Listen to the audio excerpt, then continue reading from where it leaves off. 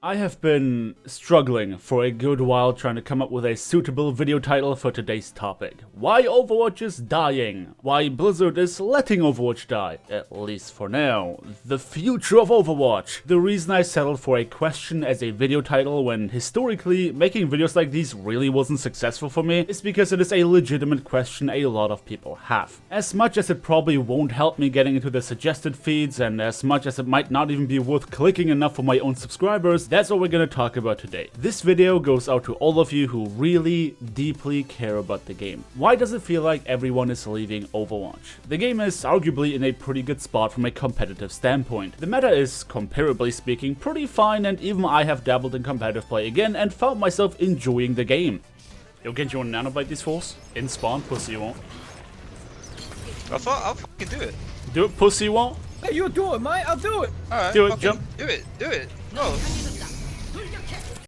I won't lie if I said that it invoked the desire to want to sit down for 6 hours at a time to grind ranked as I have in the past. But being able to play heroes I actually enjoy without being put at an immediate disadvantage is definitely a great feeling. I've encountered all kinds of compositions in my time playing this season, and at the end of the day, didn't have too much to complain about. Now, it is worth noting that every time a broken meta trend dies, other broken things become more apparent. And because we are so used to things being incredibly broken in this game, we quickly find ourselves tossing those labels around at everything. Since Mercy is no longer a must pick and we are seeing more compositional variety, we realize how annoying Doomfist is, especially when you can't res whoever got one shot. As much as that is just one example, and as much as there are more things players complain about, in the grand scheme of things, I would call these problems minor. Again, that is just relative to the BS we have been dealing with before. But I also know that a lot of people out there don't care about balance in competitive play, and to them, more than anyone else, it actually feels like the game is dying, and signs of that are all over the place. If you look at pretty much any Overwatch channel out there, you will see that views have slowed down and a lot of creators moved on to other titles. First PUBG, then Fortnite, and now Call of Duty's Blackout. Why even bother with Overwatch when there are more successful titles you can put time into? And that goes both ways. Players are getting bored with Overwatch, so they move on to what's new, and creators follow suit because they too get bored, and they see that there's a new untapped market that can benefit off of. On one side, I want to tell you not to worry. Blizzard is known to be supporting their games for a very long time, so it's not like Overwatch is going anywhere. I mean, people keep saying that World of Warcraft is dead, and yet it's not only making them enough money to keep pumping out new content all the time, the community is also very active. And Blizzard communities in general are often known for being very passionate about their favorite games. So if you are somebody who worries that the game might legitimately die, don't be, because chances of that happening are extremely slim. But now we get to the portion of the video where I am going to start speculating as to what could be the reason for the current nosedive that Overwatch is taking in pretty much every aspect. Remember that one video I made a while ago titled Why Overwatch is in Big Trouble? A lot of people said I was crazy for suggesting that the end of the first season of the Overwatch League would have any effect on the game's popularity. Now lo and behold, the World Cup is going on and obviously nowhere near as popular. I mean, hell, even I don't care about it, and I couldn't even point at one single thing that makes me not care. I just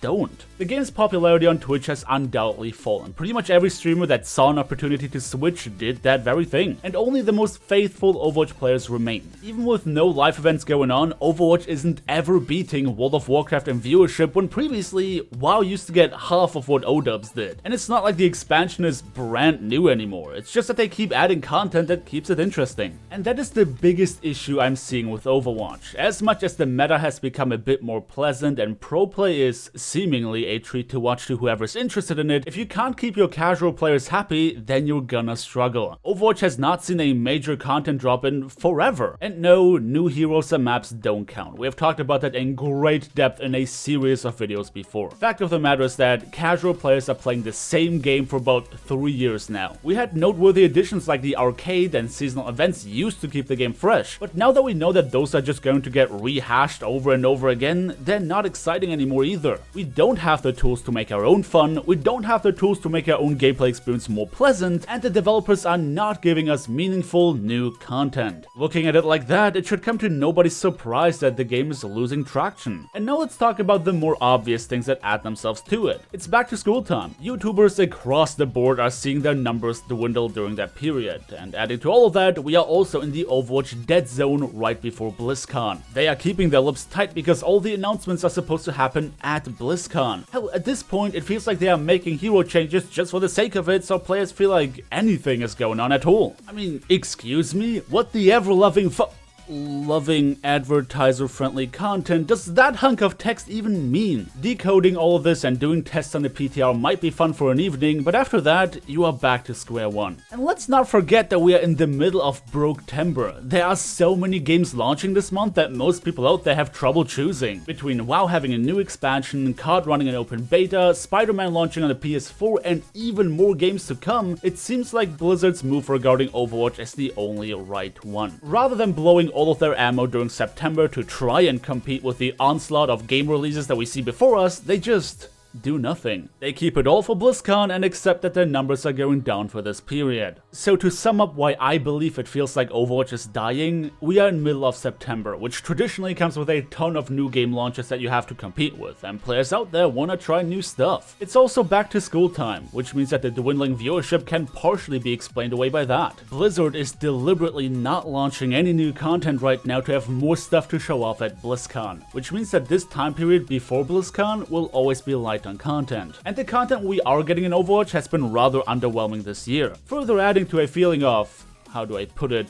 Well, feeling like the game is becoming stale. With new games rising in popularity and Overwatch feeling stale, a lot of players and creators head out for new adventures. And why wouldn't they? Why cover something you don't enjoy? Why play it at this point? And since the Overwatch League is on a break and the World Cup is not managing to pick up that slack, interest and numbers surrounding the game will go down even more. Trust me, nobody feels the impact of dwindling relevance more than content creators. Well, besides the developers, I guess. As much as I don't blame other YouTubers for leaving Overwatch behind, I want to address my own stance on the matter. I love the game, and I don't much care about Battle Royale. Sure, I dabbled in it and I'll play it occasionally since there's nothing else I can play with some of my friends, but I'm not about to switch games as a knee-jerk reaction because my views are going down. This is not the first drought I've been through and it's not gonna be the last. And I won't ever dedicate myself to a game that I'm not passionate about, even when it's difficult to come up with video topics because there's literally nothing going on in Overwatch right now. And yes, some of you guys know that I am passionate about WoW, and in fact I'm also passionate about other games. I love God of War on the PS4 for example, but I also differentiate between playing games for fun and playing them for work. I don't want WoW to turn into my job because then I have nothing left I can play in my spare time for fun. And same thing goes for games like God of War and probably Spider-Man once I get my paycheck. Speaking of paycheck, for those of you who worry about me because my views have been diving into oblivion, there's really no need to. Last month I was hired as a full-time editor for a new channel called #Overwatch and it went live just recently. It took us a whole month just to set that thing up and bank up some content, but we are finally live. It's kind of like a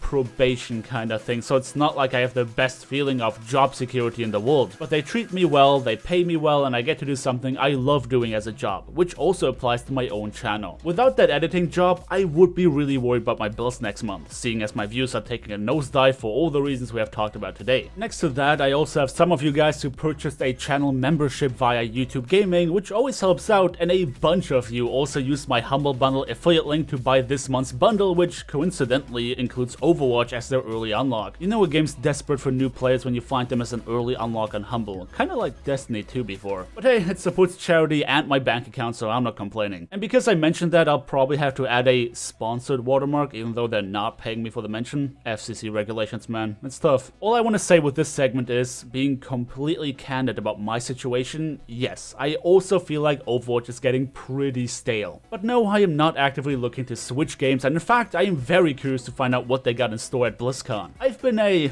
I don't want to use the word fan here, to be honest. I've been a player of Blizzard games long enough to have faith in them bringing new things to the table to keep their games fresh, even if it takes them a while. Try to see it like that. Overwatch to me is a long-term investment. It's a long-term investment the same way that World of Warcraft has been a long-term investment to me, and I've been playing that game on-off for over a decade. There will always be periods of time where less is going on, and sometimes I'll bitch and moan, but that doesn't mean I don't like the game anymore. And to end the video off, a genuine thank you to all of you who support me and my content directly. Whether with a YouTube membership, a purchase via my Humblebundle link, or even just by watching and sharing my videos with your friends. All of these things are greatly appreciated, and I obviously could not do this whole thing without you. Now, if you are itching for more Overwatch content and my video on Crosshairs for some reason didn't satisfy you, I'm gonna put one of the hashtag Overwatch videos into my end card on screen right now so you can go and check out the channel. It's all about cool and funny highlights. We are featuring a lot of streamers who, yes, all gave permission for us to use their clips, and we are also putting a lot of effort into properly crediting them. You can also submit your own clips to potentially be featured and blah blah blah. Seriously, thanks for everything guys, and I hope to see you all next time.